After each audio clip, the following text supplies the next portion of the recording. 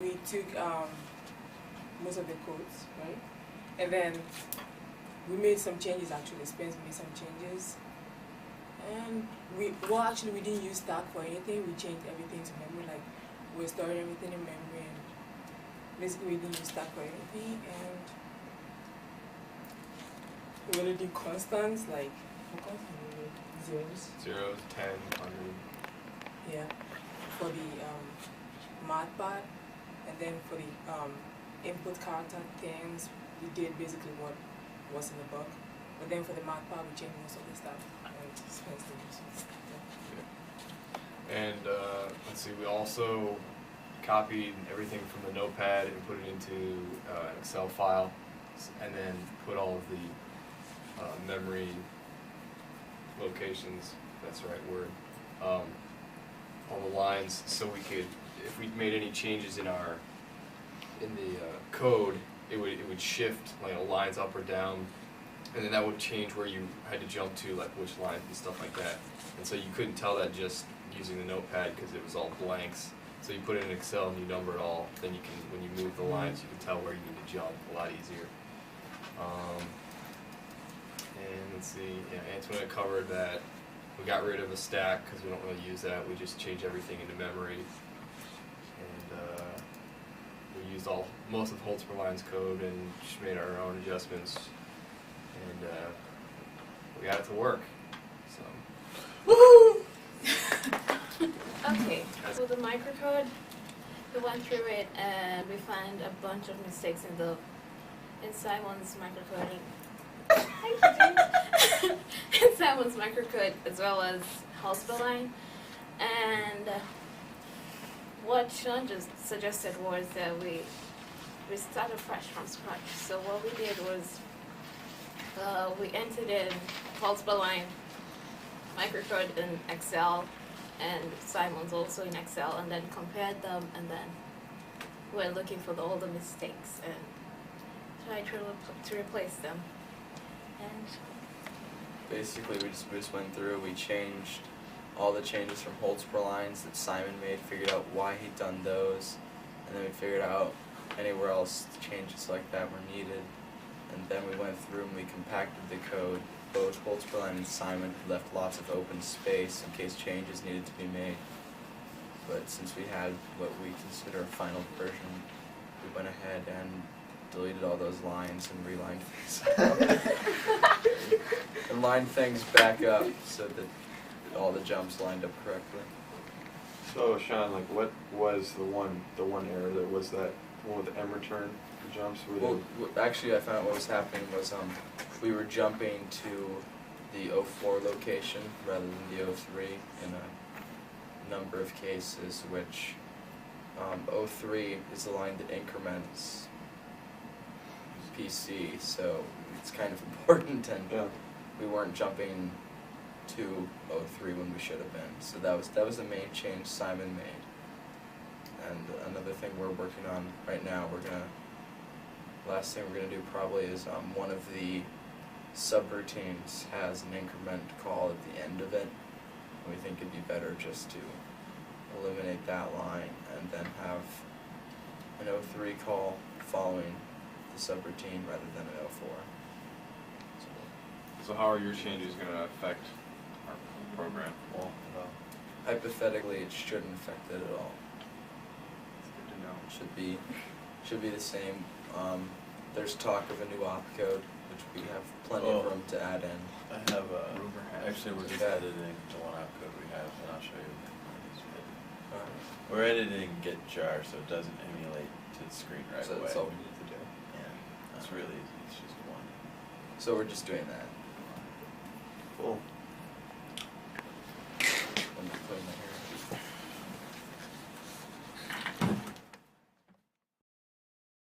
We got the positive energy.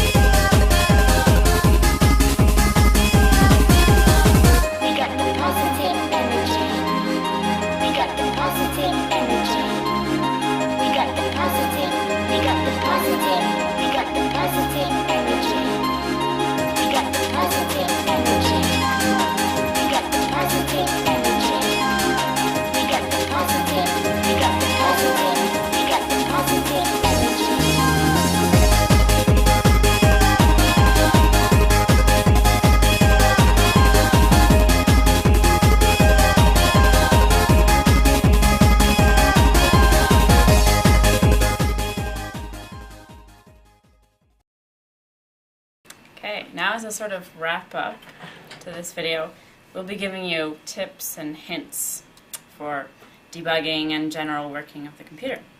First and most important are bus monitors. They are your friends. You want lots of them, and you want to hook them up to all sorts of things, like the read bus, the write bus, the MUX register, PC, and MAR.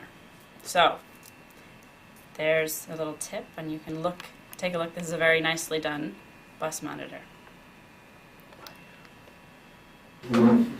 Aside from 2 errors we found, which were caused by, I don't know, we had errors in wiring, and those were just little shorts, 2 shorts we found with the microsequencer. We didn't have much problems with the microsequencer after the last time we spoke. We use the microsequencer a lot for debugging. We step through every code in microcode just to make sure the whole meDEWsa was working. And so our microsequencer was excellent. Matt and Colin, besides forgetting to wire the write bus and wiring the read bus backwards and not wiring power and ground to the team standard, what do you have to say about the ALU up to this point? It worked. It works. We were the team working on the scratch pad, which turned out to be our main debugging area since we last talked. We haven't changed a whole lot of the chips, but we just had to be very diligent about what we were doing with the decoders, working with the software team to make sure that we were getting the correct inputs to decoders, what that was doing. We also had a lot of issues with what registers were getting written to and read from at different points in the timing cycle. So you need to be, very conscious of what's happening when in the timing and whatnot with that. That was so corny, man. That was so bad. You can cut that out if you want. No, that's going in there. Keep on going, Kevin. Do we have anything else for that? No, not that I can think of. We had one board short. That's the only board short I think that ever occurred. They're not very common. At least not.